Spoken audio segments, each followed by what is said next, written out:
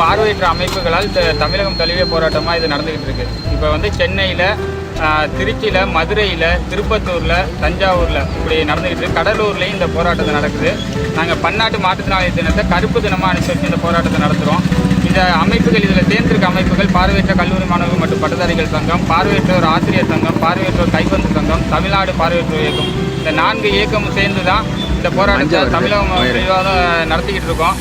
இந்த அரசாணை 24 உடனடியாக ரத்து செய்யப்படலைன்னா இங்கே போராட்டம் மிக தீவிரமாக இருக்கும். அது தொடர் போராட்டமாகவும் இருக்குங்கிறத இந்த வேலையில் தெரிவிச்சிருக்கோம். முதல்வர் கவனத்தில் எடுத்துக்கொண்டு உடனடியாக அரசாணை 24 ரத்து செய்தே ஆகணும். ஏன்னா அது திட்டமிட்டு எங்களை ஏமாற்ற போடப்பட்ட அரசாணை என்று தான் நாங்கள் சொல்லுவோம். 2010 காலி பணியிடங்களை அமைச்சர் கண்டறிஞ்சிருக்கோன்னு சொன்னாங்க. இப்போ காலி பணியிடங்களே இல்லைன்னு சொல்கிறாங்க.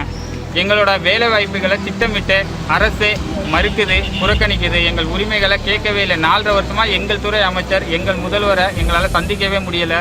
எங்கள் கோரிக்கைகள் அவருக்கு தெரியுதா தெரியலையான்னு இது வரைக்கும் தெரியலை. ஒரே ஒரு மாற்றத்தினாலையும் மன வருத்தம் அடைஞ்சிடக்கூடாதுன்னு முதல்வர் சொல்லுவாங்க அடிக்கடி. இன்னைக்கு கொற்ற மலையில் ஒவ்வொரு இடத்துலையும் பார்வையற்றவர்கள் நின்றுட்டே இருக்கும்.